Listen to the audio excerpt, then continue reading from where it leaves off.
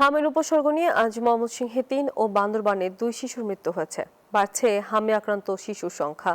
হাসপাতালগুলোতে রোগীর চাপ বাড়তে থাকায় চিকিৎসা সেবা দিতে হিমশিম খাচ্ছেন চিকিৎসক ও স্বাস্থ্যকর্মীরা।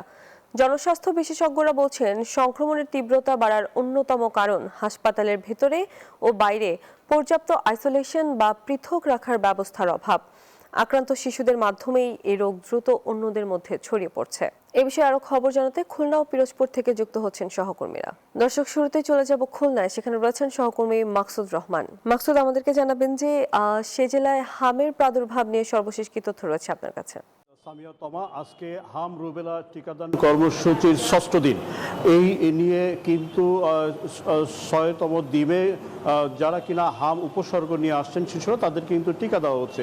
খুলনা সিটি কর্পোরেশন এলাকার পাশাপাশি জেলার বিভিন্ন স্থানে কিন্তু এই টিকাদান কর্মসূচি শুরু হয়েছে। আমরা এই মুহূর্তে অবস্থান করছি খুলনা মেডিকেল কলেজ হাসপাতালের টিকাদান কেন্দ্রে। এখানে কিন্তু স্বাস্থ্যকর্মীরা সকাল থেকেই যারা কিনা এখানে শিশুরা আসছেন তাদেরকে টিকা দিচ্ছেন। আরও 2 দিন এখানে টিকা দেওয়া হবে। এরপরে 5 দিনব্যাপী স্কুল ক্যাম্পেইন শুরু হবে। তখন স্কুল শিক্ষা প্রতিষ্ঠানগুলোতে কিন্তু এই টিকা দেওয়া হবে। যদি আমি চিত্রটা একটু দেখাতে চাই এই টিকাদান কেন্দ্রের, এখানে যারা স্বাস্থ্যকর্মী তারা কিন্তু অপেক্ষা করছেন যে শিশুরা আসলেই কিন্তু তাদেরকে টিকা দেওয়া হবে। এই কেন্দ্রটিতে এই 6ষ্ঠ দিনে মোট 350 শিশুকে কিন্তু ইতিমধ্যে টিকা দেওয়া হয়েছে। পাশাপাশি এই স্বাস্থ্যকর্মীরা বলছেন মোবাইল টিমের মাধ্যমে বিভিন্ন এলাকায় পাড়া মহল্লায় কিন্তু টিকা দেওয়া হচ্ছে এবং এই টিকা দেওয়ার পরে আগামী 2 মে থেকে 5 দিনব্যাপী স্কুল ক্যাম্পেইন শুরু হবে। তখন শিক্ষা প্রতিষ্ঠানগুলোতে টিকা দেওয়া হবে। যে কথাটি এখানে হয়েছে যে খুলনা বিভাগের মধ্যে সবথেকে কুষ্টিয়া বেশি আক্রান্ত হয়েছে এবং হামের উপসর্গ নিয়ে ভর্তি হয়েছে। কুষ্টিয়ায় প্রায় 800 শিশুকে হাসপাতালে ভর্তি করা হয়েছে।